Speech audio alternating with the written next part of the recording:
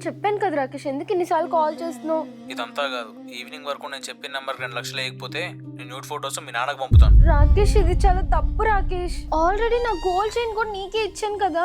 ఏయ్, ఇదంతా నాకు సంబంధం లేదు. డబ్బులు రెడీ చేసుకో. బాయ్.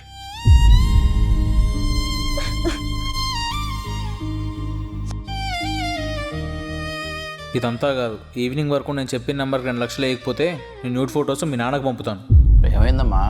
ఏం లేదు డాడీ, కొంచెం హెడ్ఏక్గా ఉంది. నిజంగానా? హా డాడీ, కొంచెం తలనొప్పిగా ఉంది, పడుకుంటే సెట్ అయిపోతుందిలే.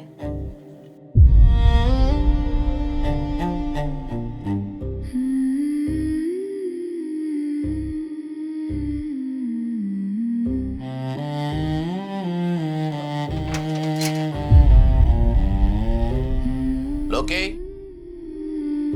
ఇంట్లో నువ్వే దొంగతనం చేస్తున్నావమ్మా? డాడీ అది నాకు మొత్తం తెలుసమ్మా.